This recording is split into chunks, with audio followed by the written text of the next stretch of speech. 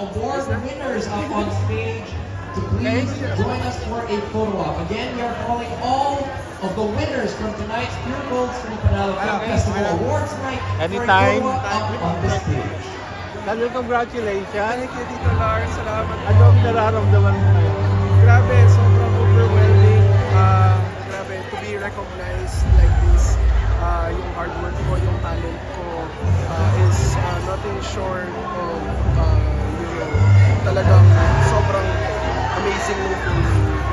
So overwhelmed. Siyempre, laking pasasalamat ko sa lahat ng buo ng Pure Gold City Panalo. At siyempre sa cast and crew ng All Saints Day, lalo kay Direk JP, kay Direk JP Hapak, sa tiwala na binigay niya sa akin. Sobrang saya.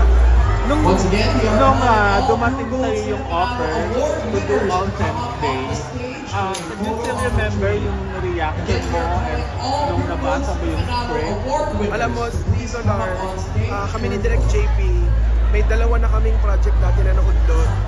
So, ang tagal ko nang gustong maging magkatrabaho si Direk JP noon pa may pandemic pa lang. So sabi ko nga sa kanya, third time sa Charm, itong pangatlong chance, na finally nakapagtrabaho na kami together. At nagbunga yun ng Best Director for him tsaka Best Actor sa akin. So sobrang thankful ako sa universe na nangyari ko.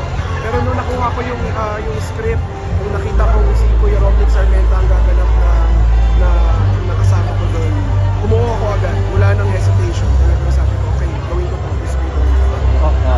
And anong tingin mo? I mean, how do you find Olsen, your character?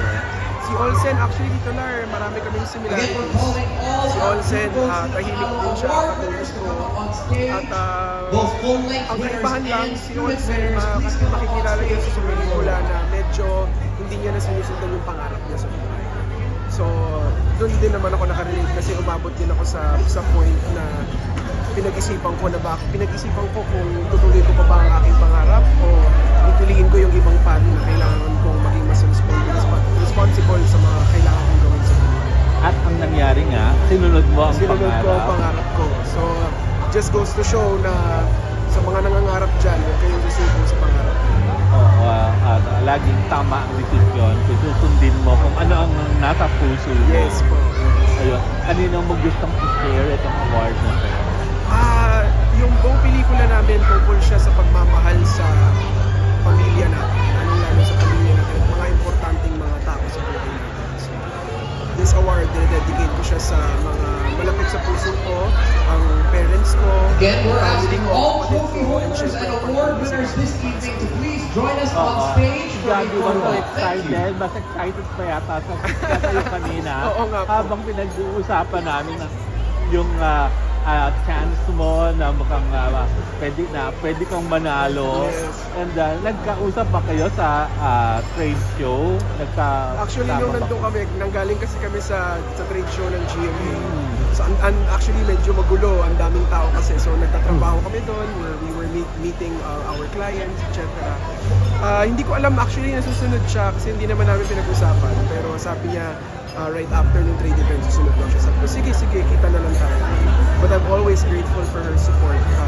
She's my rock and hindi ako magiging ganitong klaseng tao kung hindi dahil sa suporta at sa inspirasyon na binibigyan niya sa akin araw-araw. Oo, We talaga. still have a few trophy holders So, on their way. Again, please join us on stage more for indie the movies photo op ba? with winners on the way.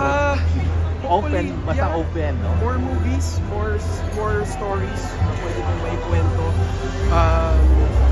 Ako, talaga ako, tutular ang pagmamahal ko nasa paggawa ng pelikula at sa pag-arte. So, kung mabigyan ko ako ng chance, mas gumawa pa ng mas madami pa. Why not? Okay, so thank you. Congratulations Salamat po. again. Thank you mga kapuso.